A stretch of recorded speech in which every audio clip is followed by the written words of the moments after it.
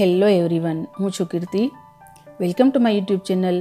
ધોરણ 5ના એકમ 10 તેમાં 10મો અને 16મો ભાગ, તેમાં આપણે આગળ ઘણા બધા મહાવરાના દાખલા શીખ્યા છીએ. અહીં હવે તેના વિશે આગળ શીખીએ તો અહીં આપણે જુદા જુદા શહેરોના તાપમાન વિશે શીખવાનું છે. 16 જાન્યુઆરી 2008ના રોજ બપોરે 3 વાગ્યે દરેક શહેરનું તાપમાન નોંધવામાં આવ્યું છે.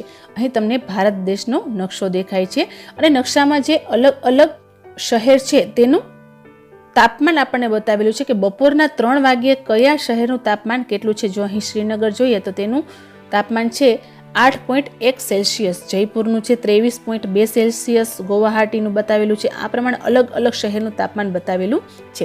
તો સૌથી પહેલા આપણને એક પ્રશ્ન પૂછેલો છે કે બપોરે 3 વાગે કયા સ્થળનું તાપમાન સૌથી વધુ હતું. તો તમે નકશામાં જોશો તો બપોરે સૌથી વધારે તાપમાન મુંબઈનું, અહીં તમે જુઓ છો 35.1 સેન્ટીમીટર, એટલે કે મુંબઈ છે તેનું તાપમાન સૌથી વધારે છે. મુંબઈનું તાપમાન સૌથી વધારે છે. અને તે જ સમયે કયું સ્થળ સૌથી વધુ ઠંડુ છે તો અહીં તમે જોશો તો શ્રીનગર છે સૌથી વધુ ઠંડુ છે. જે પ્રમાણે તાપમાન નીચું હોય એ પ્રમાણે ઠંડી વધારે પડે છે અને તાપમાન ઊંચું હોય એ પ્રમાણે વધારે ગરમી પડે છે. તો સૌથી વધુ ઠંડુ છે એ શ્રીનગર છે. બીજો પ્રશ્ન છે, મુંબઈનું તાપમાન શ્રીનગરના તાપમાન કરતાં કેટલું વધુ છે. તો સૌથી પહેલા આપણે મુંબઈનું તાપમાન જોશું તો તે છે 35.1 અંશ સેલ્સિયસ. નો અર્થ થાય છે સેલ્સિયસ. અને ત્યારબાદ આપણે જોઈશું શ્રીનગરનું, તો શ્રીનગરનું તાપમાન છે 8.1 અંશ સેલ્સિયસ.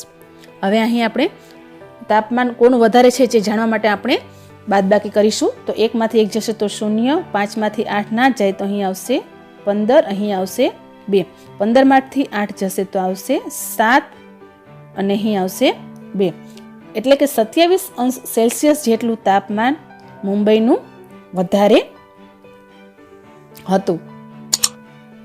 ત્રીજો મહાવરો છે, થિરુવનંતપુરમમાં તાપમાન 40 અંશ સેલ્સિયસ સુધી પહોંચે તે માટે તાપમાનમાં કેટલા ડિગ્રીનો વધારો જરૂરી છે. તો તમે થિરુવનંતપુરમનું તાપમાન જોશો તો તે તાપમાન 33.5 અંશ સેલ્સિયસ છે. હવે તેને આપણે 40 સુધી પહોંચાડવાનું છે.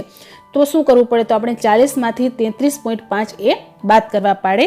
તો 40.00 સેલ્સિયસ માંથી આપણે 33.5 અથવા તો 50 પણ લખી શકો અંશ સેલ્સિયસ આપણે બાદ બાકી કરીએ. તો 0 માંથી 0 જશે તો 0, અહીં 10 આવશે, 9 અને 3, 10 માંથી 5 જશે તો 5, 9 માંથી 3 જાય તો 6 અને 3 માંથી 3 જશે તો 0, એટલે કે 6.50 અંશ સેલ્સિયસ. તો કેટલી ડિગ્રીનો વધારો જરૂરી છે, તો હજી 6.50 ડિગ્રી તે વધી જાય તો 40 અંશ સેલ્સિયસ સુધી તે પહોંચી શકે છે. ચેન્નઈ કરતાં કોલકાતાનું તાપમાન કેટલું ઓછું છે. તો તમારે ફરીથી ભારતનો જે નકશો આપેલો છે તેમાં ચેન્નઈ શહેર અને કોલકાતા શહેર જોવું પડશે. તો જે ચેન્નઈ છે તેનું તમે તાપમાન જોશો તો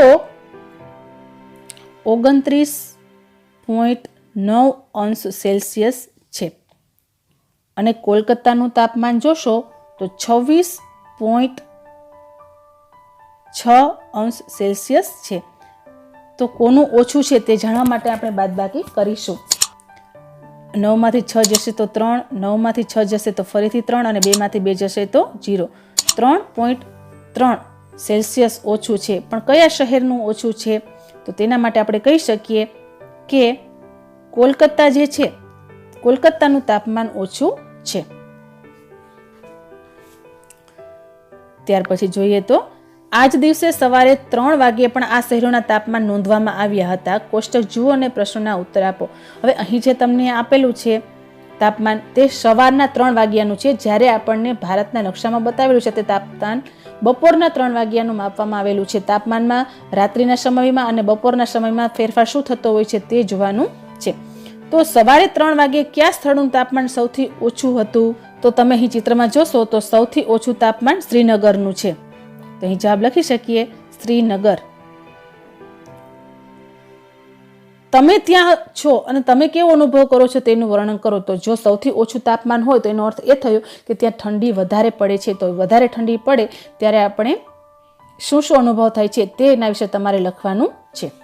ત્યાર પછીનો પ્રશ્ન છે ડી. ચેન્નઈમાં સવારે 3 વાગ્યે તથા બપોરે 3 વાગ્યે માપેલ તાપમાન વચ્ચે કેટલો તફાવત હતો? તો હવે ફરીથી આપણે નકશામાં જોઈએ તો ચેન્નઈમાં સવારે 3 વાગ્યે અને બપોરે 3 વાગ્યે બંને માપ આપણે જોવાના છે. એ બંને વચ્ચેનો તફાવત શોધવાનો છે, એટલે કે આપણે બાદબાકી કરવી પડશે. તો ચેન્નઈમાં આપણે જોઈએ તો 29.9 સેલ્સિયસ છે એ આ બપોરના 3 વાગ્યાનું છે તાપમાન.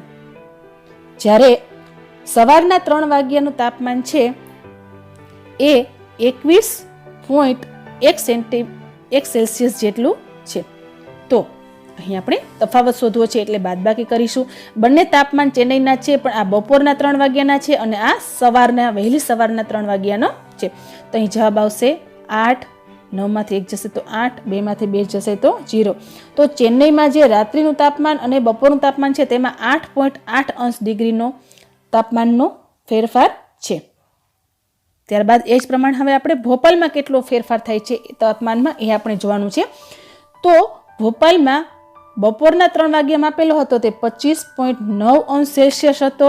જ્યારે વહેલી સવારના 3 વાગ્યાનો જોઈએ તો 9.8 અંશ સેલ્સિયસ તાપમાન થઈ જાય છે. તો તફાવત શોધવા માટે બાદબાકી કરીશું. 9 માંથી 8 જશે તો 1, 5 માંથી 9 નહીં નીકળે એટલે અહીં આવશે 15, અહીં આવશે 1. 15 માંથી 9 જશે તો વધે છે 6 અને 1 એટલે કે 16.1 અંશ સેલ્સિયસ જેટલો તફાવત જોવા મળે છે. તો અહીં જુદા જુદા શહેરોનું તાપમાન છે એ અલગ અલગ થઈ જાય છે દિવસના અને રાતના સમય દરમિયાન. તેમના વચ્ચેનો તફાવત કઈ રીતના શોધવો તે પણ આપણે શીખ્યા. તો આશા રાખું છું કે અહીં જે 10મો અને 100મો ભાગ તેમાં તમને બધું સમજાઈ ગયું હશે. ફરીથી મળીશું નવા ચેપ્ટરમાં. પણ હા, એ પહેલાં જો તમને મારા આ વિડીયો ગમ્યા હોય તો તેને જરૂરથી લાઇક, શેર અને સબસ્ક્રાઈબ કરજો. ફરીથી મળીશું નવા વિડીયો સાથે, નવા એકમ સાથે. ત્યાં સુધી આવજો. Take care.